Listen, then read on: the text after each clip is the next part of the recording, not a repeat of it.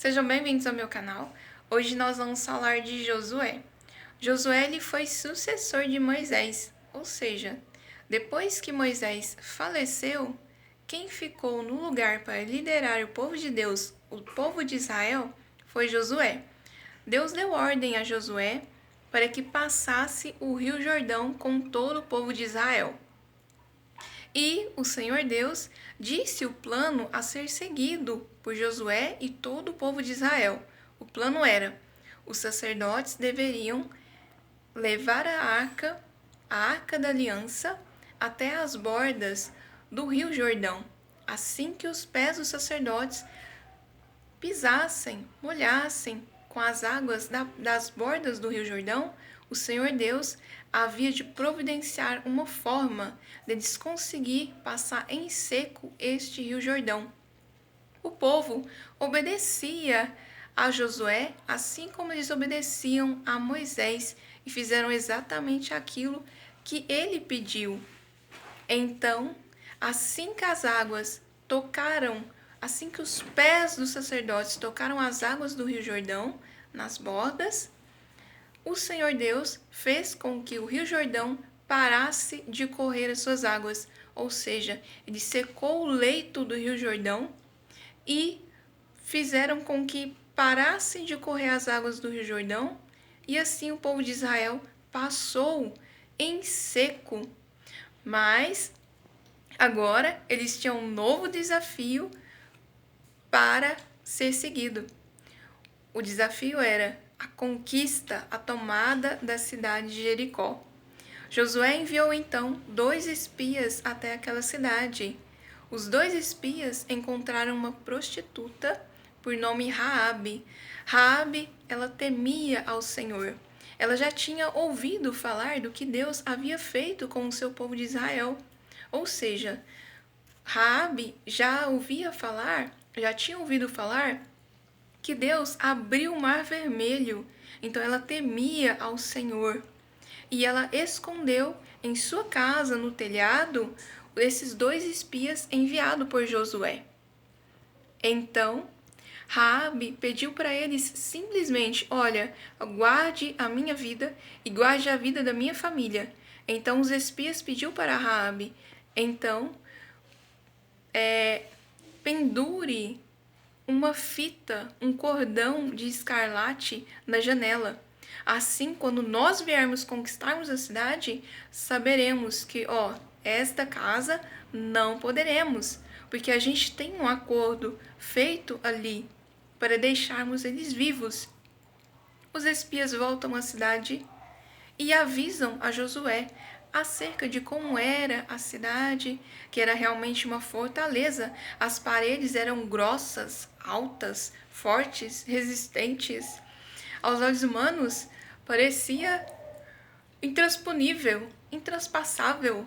Parecia algo assustador, mas aos olhos de Deus era algo totalmente nada, simples, digamos assim, não é verdade? Porque para Deus nada é impossível. Eu acho que eu já falei isso, inclusive, no meu canal, e isso está escrito em Lucas e em outras vezes na Bíblia. Para Deus nada é impossível. Então aquelas muralhas, para Deus, não era nada. Então, Josué ora ao Senhor: Senhor, como nós vamos conquistar essa cidade de Jericó? E Deus diz qual vai ser o plano a ser seguido pelo seu povo Israel. E o plano era: os sacerdotes deveriam caminhar ao redor da cidade, junto com todo o povo de Israel. Os sacerdotes deveriam tocar as buzinas, que eram chifres de carneiro, e levar a Arca da Aliança também. A Arca da Aliança, ela representava a presença de Deus no meio do povo. Então, eles deveriam caminhar durante 6 dias, cada dia uma volta, e os sacerdotes deveriam tocar as buzinas, os chifres de carneiro. E no 7º dia, eles deveriam dar 7 voltas, e na 7ª volta, eles deveriam gritar todos juntos. Todo o povo de Israel, os sacerdotes, Josué, todo mundo que Deus iria derrubar aquelas muralhas. Todo o povo de Israel obedeceu e então fez exatamente aquilo que Josué disse para fazer. E no 7º dia, os sacerdotes tocaram as buzinas e o povo começou a gritar. Quando o povo começou a gritar, as ruínas, as muralhas simplesmente ruíram, ou seja, elas começaram a desabar, a desmoronar. E a casa de Raabe, essa é a parte mais interessante que eu acho. A casa de Raabe ficou em pé.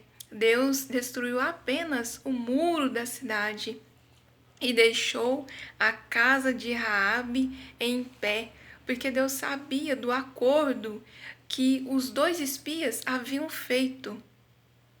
Olha só que interessante.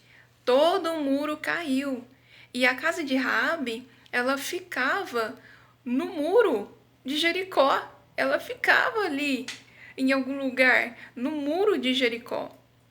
E só a casa dela ficou de pé. Então, os 2 espias vai até ela, vê ali o cordão que ela havia deixado, conforme o acordo, com o cordão vermelho. A casa dela e a família dela fica sã e salvo.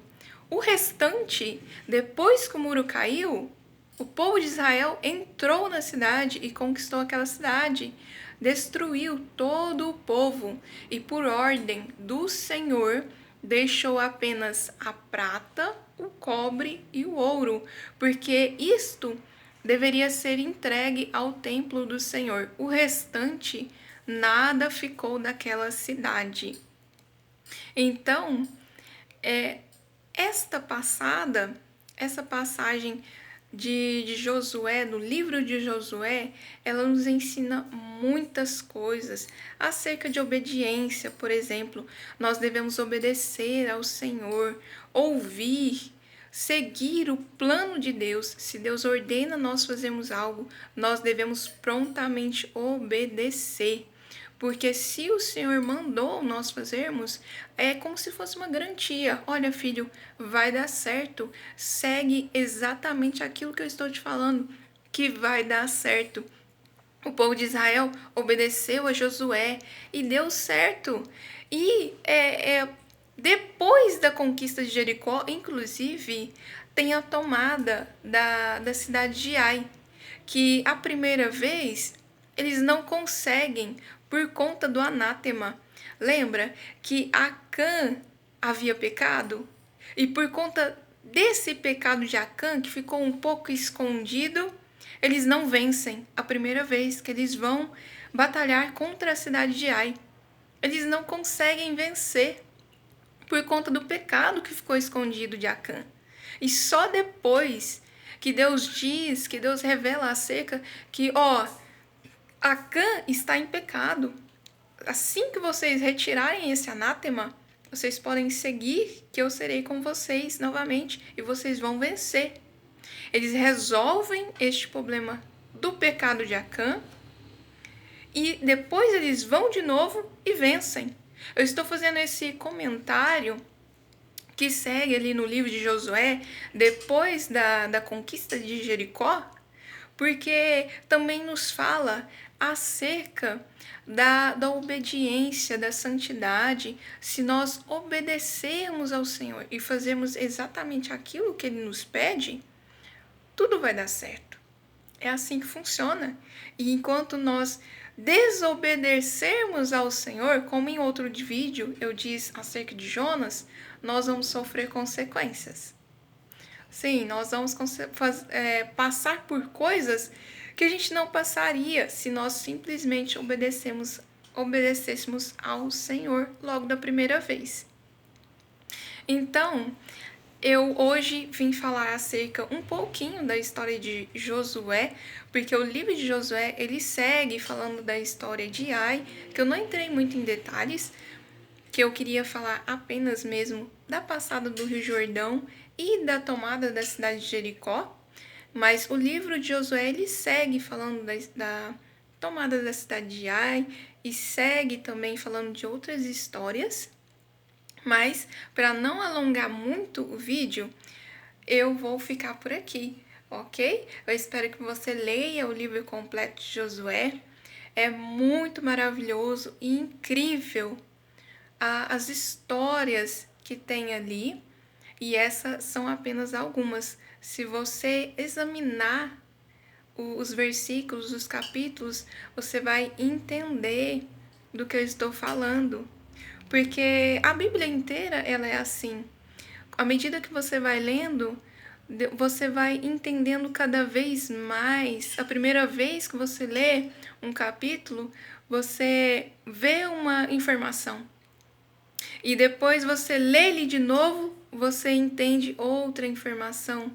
E você lê de novo outra informação. Eu gosto de falar que a Bíblia, ela é uma fonte inesgotável da palavra do Senhor. Ela é uma fonte inesgotável. Toda vez que você abre ela para ler, é sempre um conhecimento a mais, é sempre uma informação nova. Parece que Deus revela algo novo para você toda vez que você abre a Bíblia.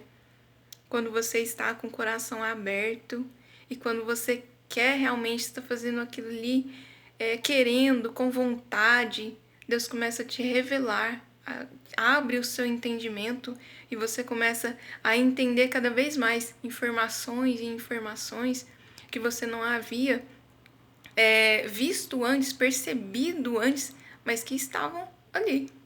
Então eu gosto de dizer isso. A Bíblia, para mim, entre muitas outras coisas, ela é uma fonte inesgotável da palavra do Senhor, sem dúvida. Então eu hoje vim falar acerca do profeta Josué, aliás, né?